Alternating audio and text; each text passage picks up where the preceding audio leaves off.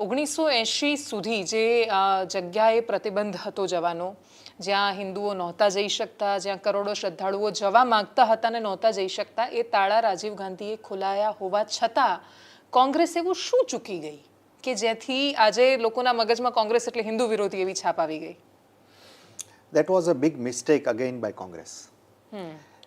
આપણે ત્યાં છે ને 90ના દાયકામાં અમે લોકો જ્યારે કોલેજમાં ભણતા ને ત્યારે ચંદ્રકાંત બક્ષીએ અમને 2 શબ્દો આપ્યા હતા, એક ઇતિહાસ બોધ અને બીજું અપરાધ બોધ. હવે આ કોંગ્રેસ છે ને એ હંમેશા અપરાધ બોધથી પીડાતી આવે છે.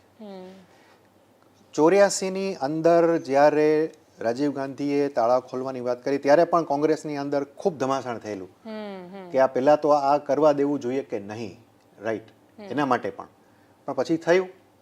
અને એની પાછળ તમે નહીં માનો પણ રાજીવ ગાંધીની બહુ શુદ્ધ અને શુભ ભાવના હતી કે આ થવું જોઈએ, આમાં કંઈ વાંધો નથી, થોડા લોકો ભેગા થઈને ત્યાં પૂજા કરે હિન્દુઓ, તેમાં કોઈને કંઈ વાંધો ન હોવો જોઈએ, રાઈટ. અને એમણે એ પ્રમાણે જ આદેશો આપ્યા હતા. પણ પછી એને ત્યાં જ કોંગ્રેસ ગાડી ચૂકી ગઈ, right, because it was time for the revival. કારણ કે ઓબ્વિયસ વસ્તુ હતી કે તમે જ્યારે હિન્દુઓ માટે દરવાજા ખોલી દો છો ત્યારે એનો ગર્ભગૃહના, એ જે તે ગર્ભગૃહ કહેવાતું હતું એના, રાઈટ, તો એનો અર્થ એ છે કે તમે ત્યાં એક બહુ મોટી એન્ટિટીને આવવાની પરમિશન આપી રહ્યા છો. અને હિન્દુઓની એ ઈચ્છા હતી. અને પછી તો આંદોલનો ચાલ્યા, અને એ જ્યારે આંદોલનો ચાલ્યા એ સમયે પણ કોંગ્રેસ ફરી પાછું જે છે તક ચૂકી ગઈ.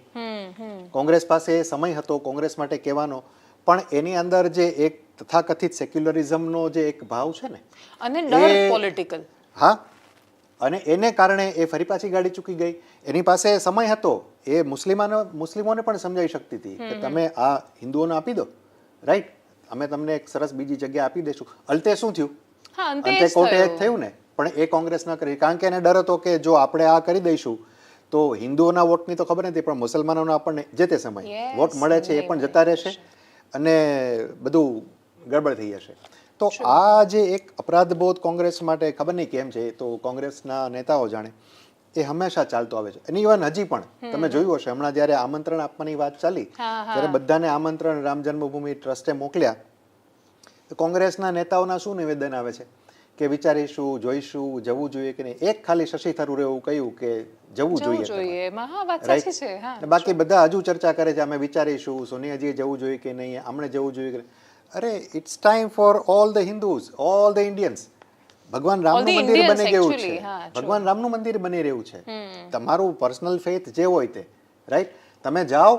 અને આ તો તમારા માટે તો સારો સમય છે, તમે જે પાપો કરેલા છે એનું પ્રાયશ્ચિત કરવાનો સમય આવી ગયો છે. તમે કહો ભગવાન રામના ચરણે પડીને કે અમારી ભૂલ થઈ ગઈ હતી, right, but now again they are missing it. પણ જે વાત કહેવાથી ફારૂક અબ્દુલ્લાને ડર નથી લાગતો. ફારૂક અબ્દુલ્લાએ બહુ ખુલ્લેઆમ સ્ટેટમેન્ટ આપ્યું કે શ્રી રામનું મંદિર બનવું હોય તો દરેક ભારતીયો માટે બહુ જ મહત્વની અને ગર્વની વાત છે, કેમ કે રામે હંમેશા સમાનતાની વાત કરી છે, રામ રાજ્યની આપણે કલ્પના કરી છે. એક્ઝેક્ટલી એ કહેતા શું કામ ડર લાગે છે કોંગ્રેસને? આ જ કારણ છે કે એમની અંદર જે એક અપરાધ બોધ છે એ હવે આ નવી પેઢીમાં અપરાધ બોધ છે, એને એ ભૂતકાળમાંથી શીખી નથી શકતા. ટૂંકમાં કહીએ તો હા, વાત સાચી છે. રાજીવ ગાંધીએ પણ એ જ કર્યું. એક બીજી વસ્તુ કહું દેવાંશી, એવું નથી હો કે કોંગ્રેસને હિન્દુત્વ નથી ગમતું. હા, યસ યસ. 2017નું વિધાનસભા ઇલેક્શન મને હજી યાદ છે. રાહુલ ગાંધી અને એની ટીમ જે ટેમ્પલ રન કરતી હતી દ્વારકા, સોમનાથ, આ તે, ભારતીય જનતા પાર્ટીને પણ પરસેવો છોડાવી દીધો હતો એ લોકો એક સમય, યાદ છે ને, રાઈટ, આપણે લોકો ત્યારે ડિબેટ્સ કરતા હતા.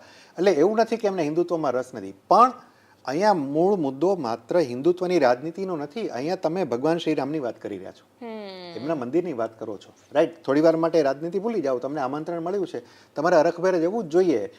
તમે આ દેશના નાગરિક તો છો જ ને, જાઓ અને તમે આટલી મોટી પાર્ટી ચલાવો છો, બરોબર છે, એનાથી કંઈ તમારા મુસલમાન વોટરો નારાજ થઈ જશે કે તમે ભગવાન શ્રીરામના પગે ક્યાં જઈને પડ્યા, એવું નથી. તમે અમથાઈ મસ્જિદમાં નથી જતા રૂમાલ બાંધીને, ભગવાન રામના દર્શન કરી આવો ને, શું વાંધો છે? પણ અગેન ઇટ્સ અગેન સિમ્બોલિઝમ કે તમે ત્યાં જાશો. ભય સતાવે છે કોંગ્રેસને, વાત સાચી છે. અને સૌથી મોટો પ્રશ્ન જ અત્યારે એ થઈ રહ્યો, જેમ કે રાજીવ ગાંધીએ ભલે ગમે તેટલા શુદ્ધ ભાવથી એ કર્યું, પણ પછી પોતાની જ પાર્ટીના નેતાઓ એમને એટલા બધા ડરાવ્યા કે શાહબાનો કેસમાં એમણે જે નહોતી કરવી જોઈતી એ તરફેણ કરી મુસ્લિમ સમુદાયની, અને પછી ત્યાંની સ્ત્રીઓને બહુ જ વર્ષો સુધી ફરીથી એનો ફાયદો ભારતીય જનતા પાર્ટી ટ્રિપલ તલાકમાં ઉઠાવ્યો, અને દરેક વખતે રેફરન્સ એનો આપવામાં આવ્યો.